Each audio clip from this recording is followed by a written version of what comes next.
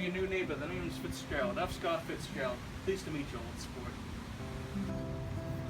You know, old sport, you may have heard of my book, The Great Gatsby. It's real big in the presses right now.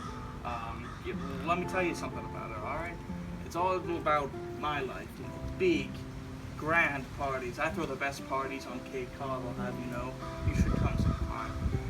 You know, all the booze you could drink, all the women you could dream of.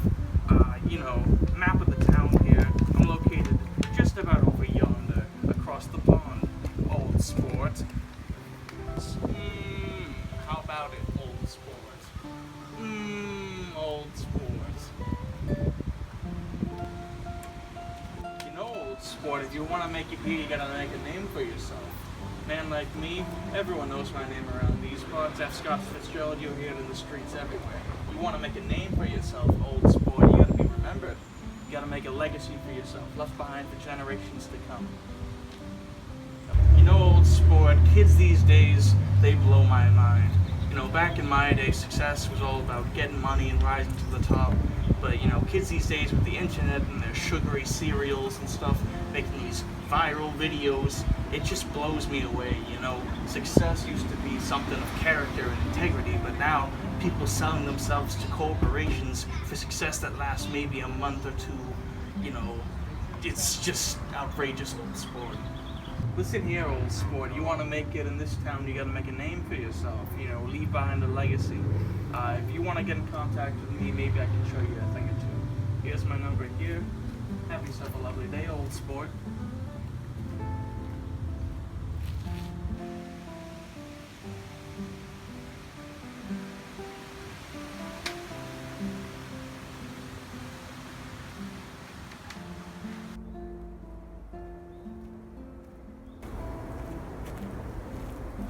Oh, hey there, neighbor.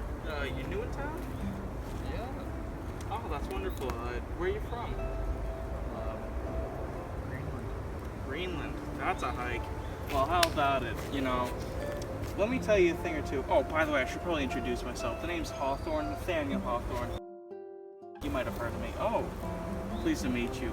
Well, you know, seeing as you're new to the town, let me give you a little bit of a lay of the land, you know, what I feel. You know, we have it relatively easy here, you know, average American life, you know, we all face struggles and stuff, you know, that's expected of, you know, the average American life, and it's about, you know, overcoming these things, you know, and just striding for an easy life, you know, having a family, settling down, that's what it's really all about, you know. What struggles have you had in your life, Mr. Hawthorne? Oh, that's a great question.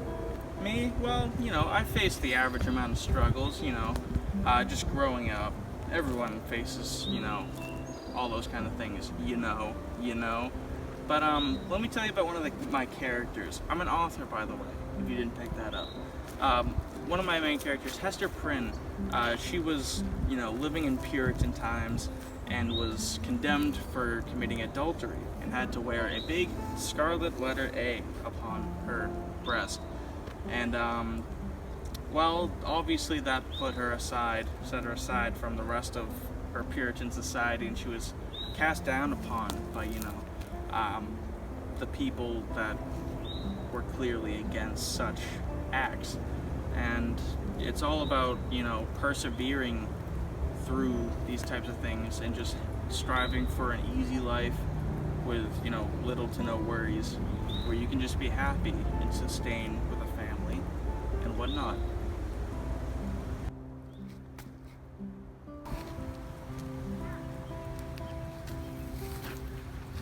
Hello there. I'm Mark Twain. Yeah, didn't you? So what brings you down to this great Mississippi River? You know, I'm just in search of prosperity and success and happiness in America. I fled my country of Greenland. A lot of political imprisonment. And, So you're in search of the American dream. I suppose you could say that, yeah. Well, let me tell you what the American dream means to me. I think the American dream is all about adventure and freedom. What do you think about that? I definitely agree with you that. I'm new around this part. Greenland is different from that. We don't got no of this. Well, fascist regime. You could have all the adventure you want on a great river like this. Adventure. Breathtaking.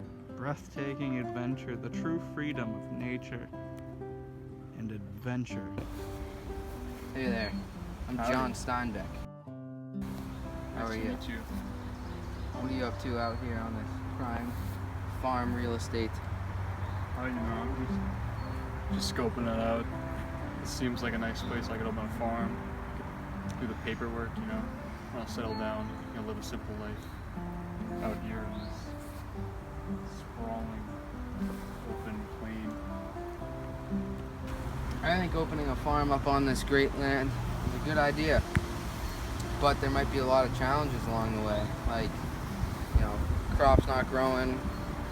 You might owe a lot of people a lot of money for the land. But if you, work real hard and persevere, you might be able to get to your goal of living an easy life where you're kind of just relaxing and hanging out. So after befriending all of these strangers in this new mysterious town of Sandwich, I finally come to terms what I think my American dream is.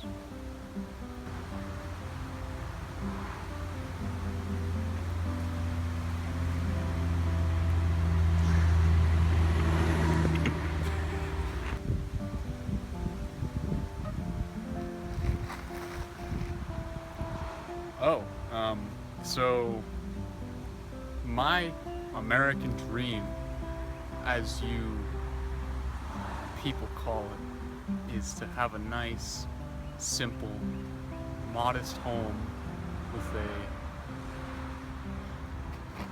Jesus Christ.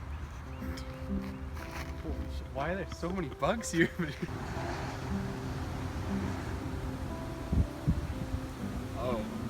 So after, encountering all these strangers in Sandwich, chatting them up, I've finally decided what I believe.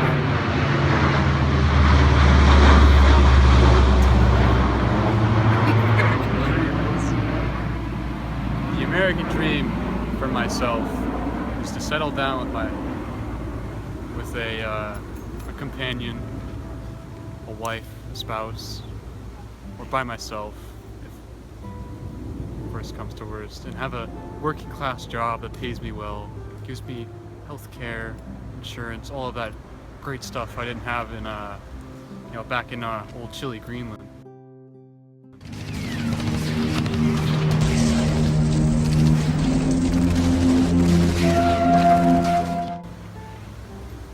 Really bare bone country there,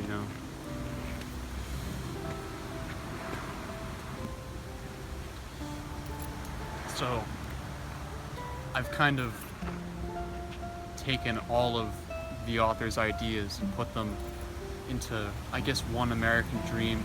I got all of their influences into my American dream in a way. I have Nathaniel Hawthorne's influences in that I will continue to live my life despite having struggle, and will find solace despite my life being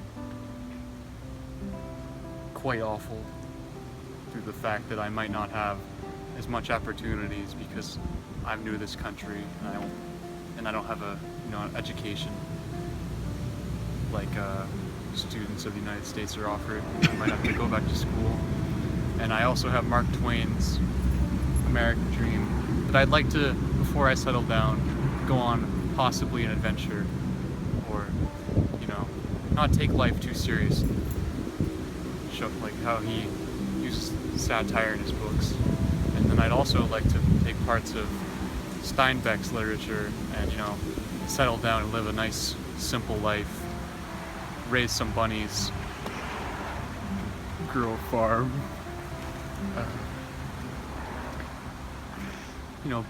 build a nice plantation. I might be rambling on now, but the final author I think I took the most influence from would be F. Scott Fitzgerald. He writes wonderful stories about luxuries in life and how he basically tells us that you know, living out a nice, glorious life in the city isn't always as good as it seems, and you gotta have people to. Can't say anything about that because Great Gatsby kind of sucks.